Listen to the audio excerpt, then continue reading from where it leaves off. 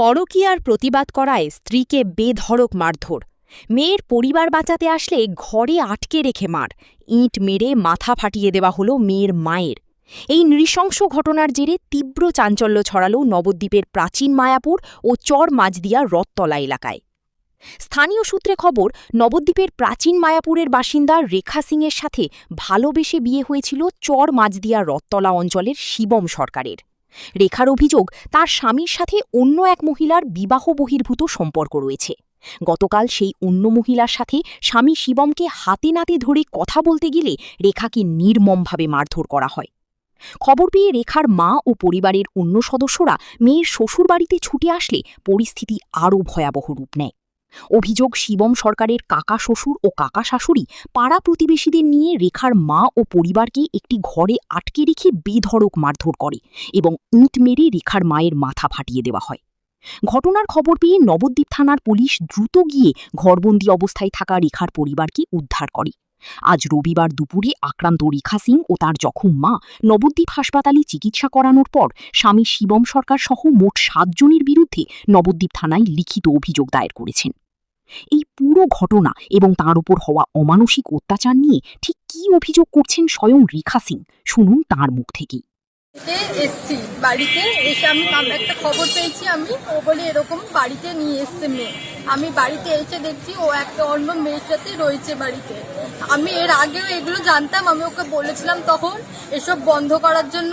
ও আমাকে তখন বলেছিল কি আমি এসব করবো না। ওর মাকেও বলেছিলাম আমি, তোমার ছেলে এসব করে।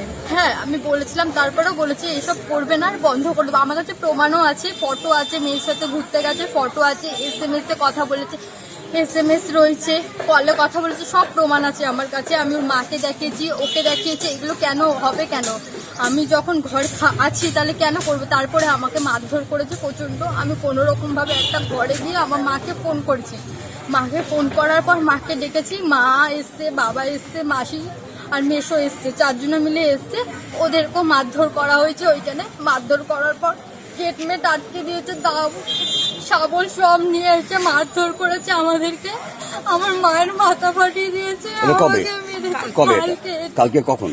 কালকে রাতে পুলিশ গেছিল? হ্যাঁ, আমাদের তো বেরোতেই দিচ্ছিল না। আমাদের মেয়ের পুরো মারা বলছে কি আজকে মার্ডার করে ছাড়বো। তারপরে পুলিশ আপনাদের উদ্ধার করে সবাইকে। আপনার শ্বশুরবাড়ি কোথায়? আমি স্বরূপকা, রথতলা মোড়, ওই পাল্লুম। আপনার স্বামীর নাম? শিবম সরকার। আচ্ছা, আর আপনার বাবার বাড়ি? আমার বাবার বাড়ি এই এক প্রাচীন মায়াপুর। প্রাচীন মায়াপুর। আপনারা অভিযোগ করলেন? হ্যাঁ। কজনের বিরুদ্ধে করলেন? তা 5-6 জনের ওপরে। পাড়ার লোক মিথ্যা সাক্ষী দিয়েছে, কেউ ছিল না যখন মারধর করেছে। পরে আবার মিথ্যা পুলিশ যখন এসে পাল্টে খেয়ে গেছে, বলছে কি ওরা উল্টে এসে মারধর করেছে, তাই মিথ্যা কথা, মিথ্যা সাক্ষী দিয়েছে ওরা।